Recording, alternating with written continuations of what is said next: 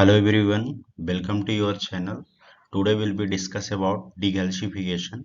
Previous lecture में हमने mycology subject को के टॉपिक को फिनिश किया था। आज ये हिस्टोलॉजी सब्जेक्ट का टॉपिक है, दैट इज डीकैल्सिफिकेशन। ठीक है, एक्चुअल में जब टिश्यू प्रोसेसिंग की जाती है टिश्यू का सैंपल लेकर के, तो उस रिगार्डिंग में हम नॉर्मल टिश्यू का है सैंपल लेकर के टिश्यू प्रोसेसिंग करते हैं। ठीक है, अगर कभी कभार क्या होता है कि आपके पास अगर बोनी टिश्यू आ गया है, ठीक ना, मतलब कि जैसे आप कहें किसी बोन मैरो टिश्यू हो गया या कि जा का टिश्यू हो गया, जबड़े का टिश्यू होगा, टीथ का टिश्यू हो गया, ठीक है, या कि बोन से रिलेटेड जो स्केलेटल मसल्स होती हैं जो बोन्स में अटैच होती हैं, उस टाइप का अगर टिश्यू हो गया तो उसमें lots of the calcium present रहता है। ठीक है, तो यहाँ पर होता क्या है कि जो डीकैल्सिफिकेशन प्रोसेस करती हैं तो कैल्शियम को रिमूव करने के लिए किया जाता था। एक्चुअल में करते हैं ऐसे हैं, ये चीज को समझिए आप।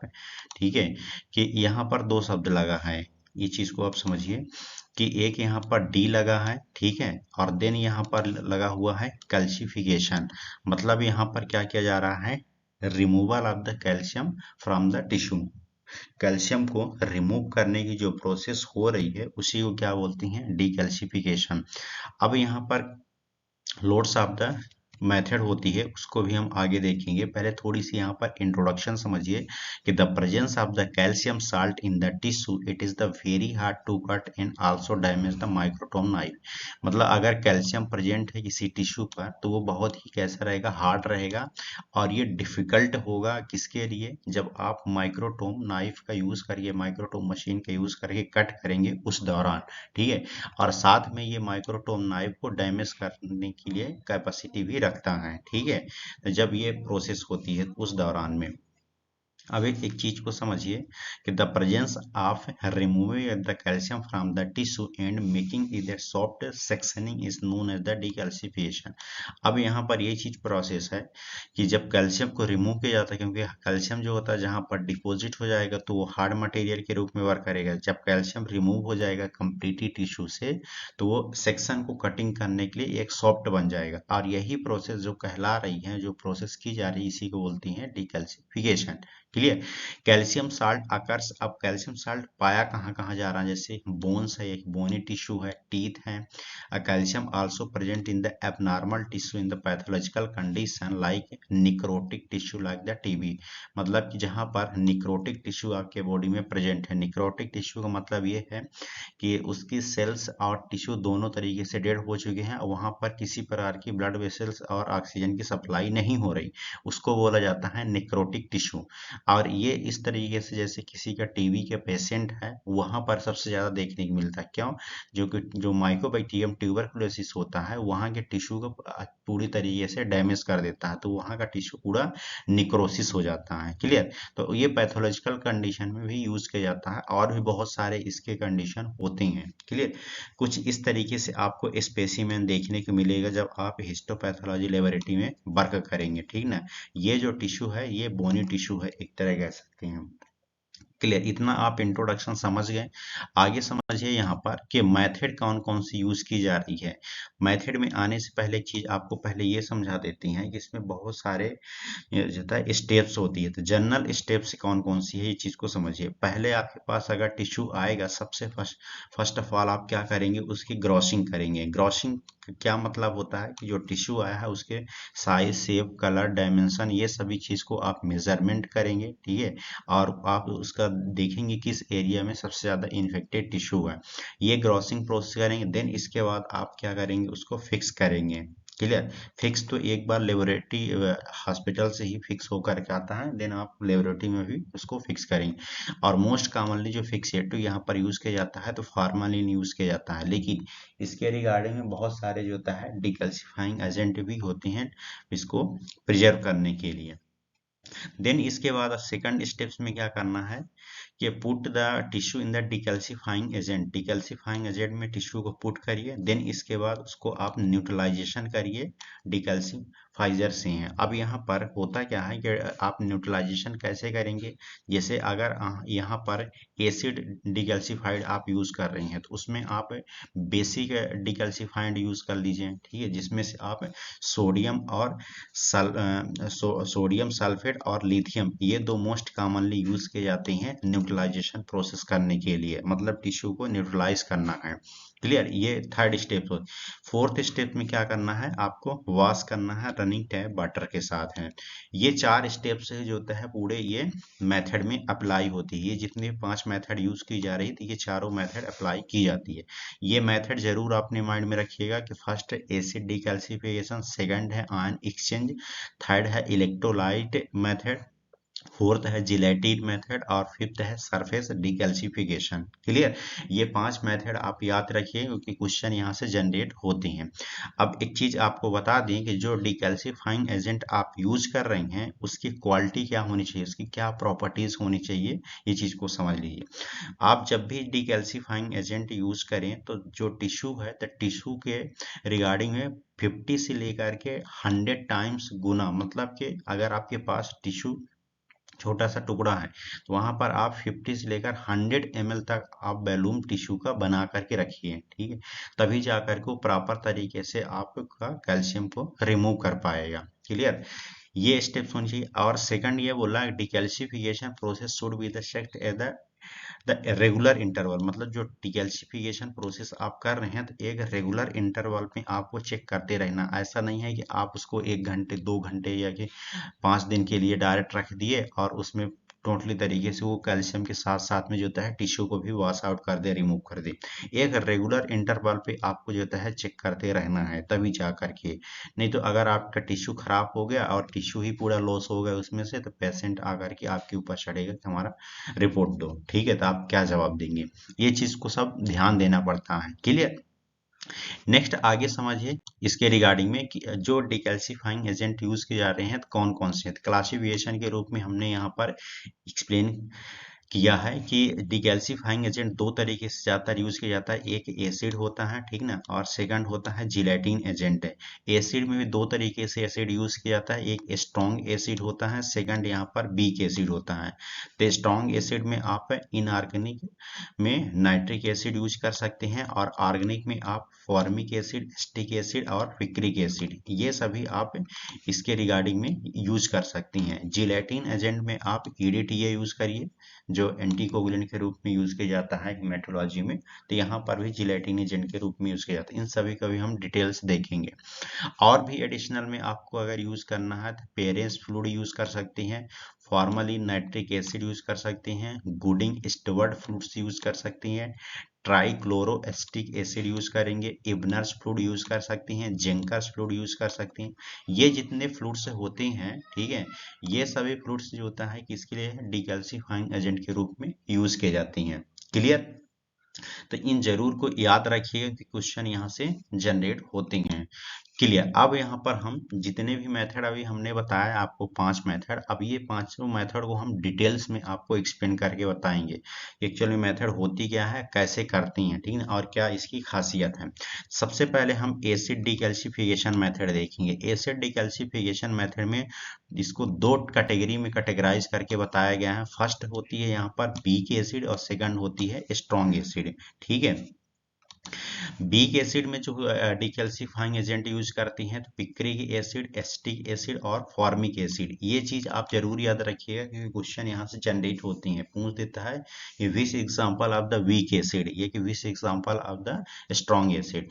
स्ट्रॉन्ग एसिड के अंतर्गत नाइट्रिक एसिड और हाइड्रोक्लोरिक एसिड HCl यूज किया जाता है। क्लियर, अब यहाँ पर सबसे पहले हम ये देखेंगे कि बीक एसिड के बारे में, और बीक एसिड का है डिकैल्सिफिकेशन कैसे करती हैं।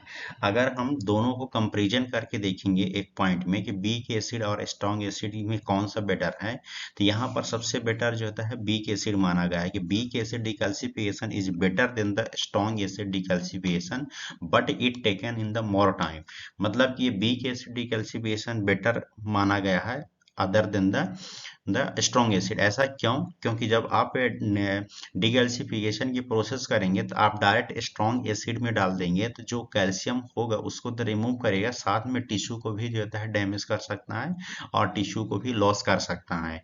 ये स्ट्रॉन्ग एसिड की डिसएडवांटेज होती है। तो इसीलिए यहाँ पर वीक एसिड में पहले डाला जाता है ताकि वो धीरे धीरे स्लोली स्लोली उसके अंदर पेनिट्रेट हो और धीरे से कैल्शियम को रिमूव कर सके।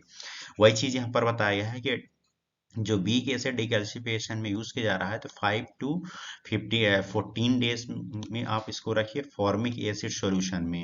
लगभग ये change solution daily the best result. आपको डेली चेंज करते रहना है, मतलब कि अगर आप रखे हैं यहाँ पर तो कल भी इसको चेंज करिए, दूसरे सॉल्यूशन में डालिए, मतलब कि वीक एसिड का दूसरे कंटेनर में डालिए, देन इसके बाद दूसरे कंटेनर में डालिए। इस तरीके से आप रेगुलर इंटरवल में उसको चेंज करते रहिए। तो इसमें लगभग आपको 5 to 14 डेज का टाइम लगेगा। कुछ इस तरीके से आप एक कंटेनर लेंगे, ठीक है ना, और उस कंटेनर में वीक एसिड सॉल्यूशन लेंगे और साथ में आप टिश्यू लेंगे और टिश्यू को इस तरीके से आप रख देंगे तो धीरे धीरे स्लोली स्लोली जो होता है डिकैल्सिफिकेशन हो जाएगा। अब जो वीक एसिड में डिकैल्सिफिकेशन यूज किया जा रहा है डिकैल्सिफाइंग एजेंट, तो ज्यादातर यहाँ पर फॉर्मिक एसिड यूज किया जाता है।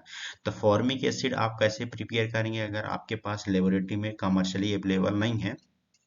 तो फॉर्मिक एसिड सॉल्यूशन आप 5 ml ले लेंगे एक कंटेनर में, देन इसके बाद फॉर्मलिन 5 ml और उसमें 90 ml डिस्टिल वाटर, तीनों को मिक्स करके आप 100 ml तैयार कर लेंगे। इस सॉल्यूशन में होता क्या है कि in this solution decalcification is the slow then the nitric acid. मतलब जो फॉर्मिक एसिड होता है नाइट्रिक एसिड की कंपेरिजन में स्लो काम करता है, but considerable less damaging to the tissue structure and the staining. मतलब कि टिश्यू स्ट्रक्चर को डैमेज करने में कम कंसिडरेबल होता है, ठीक है। तो ये चीज को आपको समझना पड़ेगा। इतना समझ गए आप, आगे समझिए strong acid decalcification. Strong acid decalcification में दो एजेंट यूज किए जाते हैं डिकैल्सिफाइंग। एक होता है नाइट्रिक एसिड और सेकंड होता है हाइड्रोक्लोरिक एसिड। नाइट्रिक एसिड को अगर आपको यूज करके इसमें वर्क कराना है तो आप इसको क्या करिए, नाइट्रिक एसिड डिकैल्सिफिकेशन सॉल्यूशंस को आप एक कंटेनर में लीजिए और साथ में डिकैल्सिफाइंग जो बोनी टिश्यू होती हैं उसको यूज करिए 1 से 4 दिन के लिए, ठीक है। मतलब लगभग आपको 5 दिन इसमें टाइम लगेगा और रेगुलर इंटरवल में इसको चेक करिए और चेक करने के बाद फिर आप रनिंग टैप वाटर में थ्रोली इसको वॉश करिए।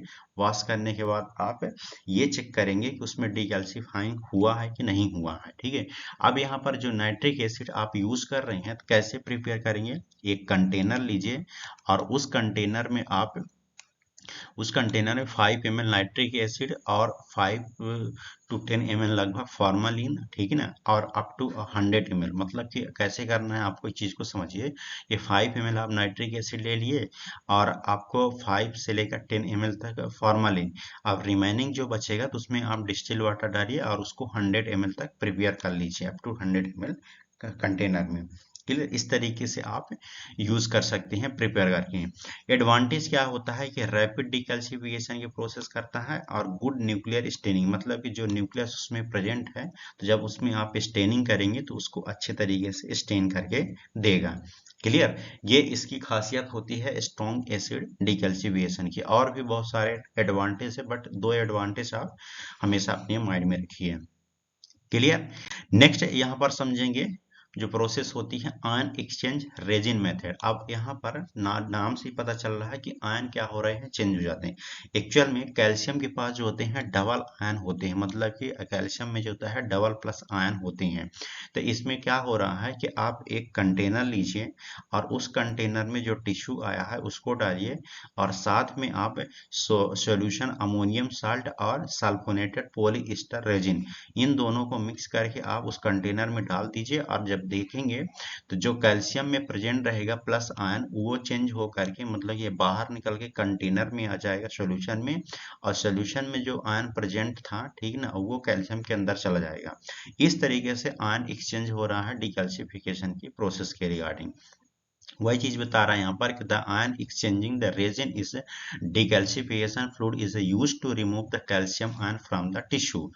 In this solution, ammonium salt with sulfonated polyester resin is used। मतलब कि दो यहाँ पर यूज किए जा रहे हैं, इन दोनों को नाम याद रखिएगा क्योंकि क्वेश्चन पूछ देता है कि आयन एक्सचेंजिंग रेजिन मेथड में किस तरीके का सोल्यूशन यूज किया जाता है।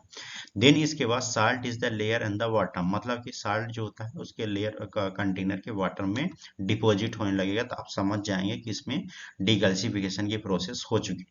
एडवांटेज में क्या है कि elimination of the solution charge, मतलब कि सॉल्यूशन जो चेंजेस हो रहा है उसको इलिमिनेट करता है और फास्टर डिकैल्सिफिकेशन की प्रोसेस करता है इसमें। क्लियर। इलेक्ट्रोलाइट डिकैल्सिफिकेशन में क्या हो रहा है, इसमें भी वही प्रोसेस होती है। एक्चुअल में जो कैल्शियम चार्ज होता है वो पॉजिटिवली चार्ज है, अभी हमने एक्सप्लेन किया। The principle of the decalcification by the electrolysis is based on the movement of the positively charge calcium ion to the negative charge electrons after supply the electric current. मतलब एक container लीजिए और इस तरीके से इसमें container में आप जो बोनी टिश्यू है उसको रखेंगे और इलेक्ट्रिक सप्लाई करेंगे। जब इलेक्ट्रिक सप्लाई करेंगे और इसमें सोल्यूशन भी यूज किया जाता है फॉर्मिक एसिड और हाइड्रोक्लोरिक एसिड, ठीक है। तो इस जो सोल्यूशन को आप इस कंटेनर में रखेंगे, देन इसके बाद इलेक्ट्रिक करंट आप अप्लाई करेंगे, तो जो पॉजिटिव चार्ज होगा कैल्शियम आयन में तो वो निगेटिव चार्ज की ओर जो होता है मूवमेंट करने लगेगा। अब जैसे मूवमेंट करने लगेगा तो उसमें जो होता है कैल्शियम जो होता है रिमूव हो जाएगा। देन इसके बाद आप चेक कर सकते हैं कि इसमें डिकैल्सिफिकेशन की प्रोसेस कंप्लीट हो चुकी है। और मोस्ट कॉमनली जो इलेक्ट्रोलाइट मेथड में फॉर्मिक एसिड और हाइड्रोक्लोरिक एसिड यूज किया जाता है इलेक्ट्रोलिटिक मीडियम के रूप में, ठीक है। इतना इसमें किया जाता है।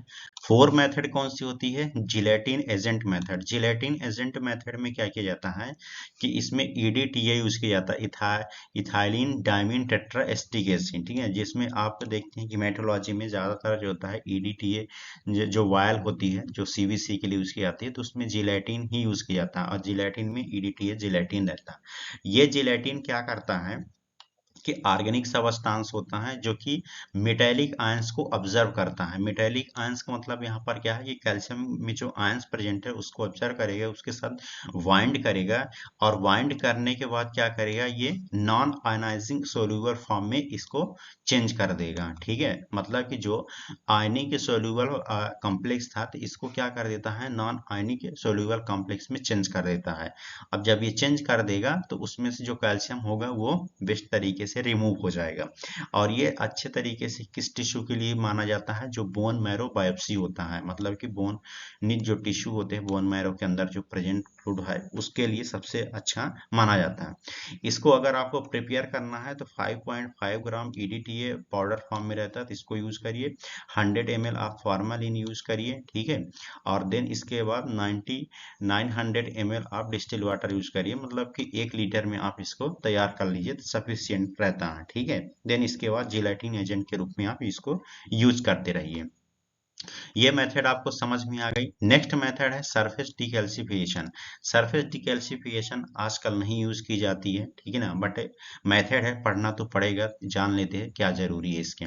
सरफेस डिकैल्सिफिकेशन में क्या किया जाता है, जो आपके पास बोनी टिश्यू आया हुआ है, ठीक है ना, बोन या कि टिश्यू आया हुआ है, तो इसको आप एक कंटेनर में जैसे लेते हैं तो उस कंटेनर में ये डिपोजिशन होने लगता है, ठीक ना।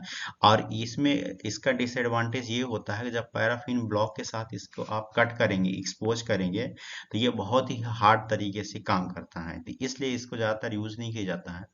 चीज को समझिए कि surface decalcification needed when the part practically decalcified bone or tissue suspected for the mineral deposition during the section cutting, ठीक है। after finding the decalcification expose the surface of the paraffin block faced side down the 5% hydrochloric acid for 5 to 10 minutes है, या कि 10% formic acid for hours। मतलब कहने की ये है कि इसमें 5% हाइड्रोक्लोरिक मतलब स्ट्रॉन्ग एसिड यूज किया जा रहा है 5 से 10 मिनट के लिए। उसमें आप इसको डिपॉजिट करके रख देंगे तो लगभग आपको 5 से 10 मिनट का टाइम लगेगा और वो उसमें डिगैल्सिफिकेशन की प्रोसेस कंप्लीट कर दे। स्ट्रॉन्ग एसिड में अगर आपको यूज करना है तो 10% फॉर्मिक एसिड यूज करिए, तो उसमें आपको कितने आवर्स भी टाइम लग सकता है, ठीक ना। Rinse the remove the corrosive acid in resection. इसके बाद आप क्या करिए, उसमें जो कोरोसिव मतलब फॉर्मिक एसिड वगैरह प्रेजेंट है डिकल्सिफाइन, तो उसको रिमूव करिए, वाटर के साथ में वॉश करिए, देन इसके बाद उसको रिसेक्शन करना स्टार्ट कर दीजिए, ठीक ना। ज्यादातर ये मेथड यूज नहीं की जाती, बट थोड़ी सी आप जान रहिए क्या क्या इसमें यूज किया जा रहा है। क्लियर। नेक्स्ट अब यहाँ पर एक चीज ये आता है आपके माइंड में कि अब हम कैसे पता करेंगे कि डिकैल्सिफाइंग हमारा कंप्लीट हुआ है, मतलब डिकैल्सिफिकेशन ये प्रोसेस कंप्लीट हुआ है कि नहीं हुआ है, कैसे हम पता कर पाएंगे, ठीक है। तो इसके लिए 3 मेथड यूज की जाती है। सबसे पहले यहाँ पर होती है फिजिकल मेथड होती है, ठीक ना, रेडियोलॉजिकल मेथड होती है और केमिकल मेथड होती है। बट यहाँ पर सबसे जो कॉमन यूज की करने वाली मेथड होती है वो फिजिकल मेथड होती है, लेकिन फिजिकल मेथड को बहुत ही चीप और बैड मेथड की कैटेगरी में रखा गया है। ऐसा क्यों? क्योंकि इसमें क्या किया जाता है कि आप फोरसेप्स नाइफ लीजिए, ठीक है ना, नाइफ फोरसेप्स, या कि अपनी नेल की सहायता से जो टिश्यू है कंटेनर में, उस टिश्यू को आप क्या करिए, टच करिए, मतलब कंप्रेस करिए, दबा कर देखिए, और जब वो सॉफ्ट नजर आएगा तो आपको समझ में आ जाएगा कि हाँ इसमें से कैल्शियम रिमूव हुआ है। बट उसमें होता क्या डिसएडवांटेज होता है, क्यों बैड मेथड माना गया है इसको, क्योंकि आप फोर्सेप्स नाइफ वगैरह नेल्स या अगर यूज कर रहे हैं तो उसमें टिश्यू को डैमेज होने के ज्यादातर चांस बनता है, मतलब कि 99% चांस बनता है, ठीक है। इसलिए इसको बैड की कैटेगरी में रखा गया है, ठीक है। ये चीज को आप समझ के रखिए।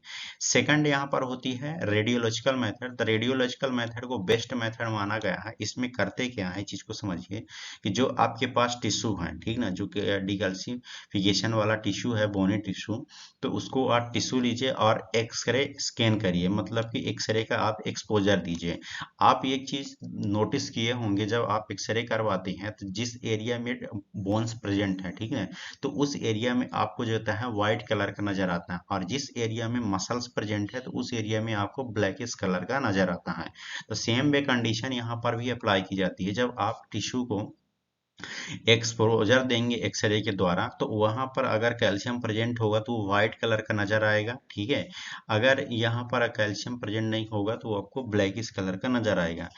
लेकिन ये मेथड जो होती है एक्सपेंसिव होती है, ठीक ना, काफी महंगी रहती है, इसलिए ज्यादातर इसको नहीं कंसीडर किया जाता है। क्लियर। नेक्स्ट होती है केमिकल मेथड। केमिकल मेथड को ज्यादातर यहाँ पर यूज किया जाता है। यहाँ पर एक कंटेनर लेंगे, ठीक है ना, और इस कंटेनर में केमिकल यूज करते हैं। और केमिकल कौन से यूज करते हैं, जो डिकैल्सिफिकेशन वाला फ्लूइड है, मतलब जिसमें आप डिकैल्सिफाइड किए हैं टिश्यू को, वही फ्लूइड लीजिए 5 ml, ठीक ना।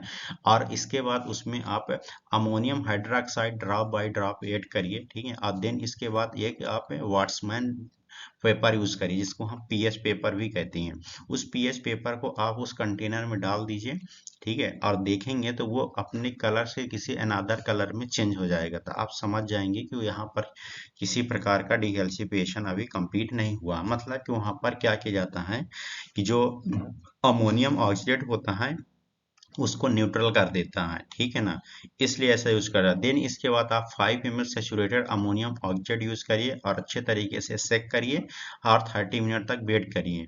वेट करने के बाद आप क्या करेंगे कि उसमें आप क्लाउडनेस देखेंगे, मगर किसी प्रकार का अगर क्लाउडनेस प्रेजेंट है, ठीक है, अमोनियम ऑक्साइड ऐड करने के बाद, तो आप ये देखेंगे कि उसमें किसी प्रकार का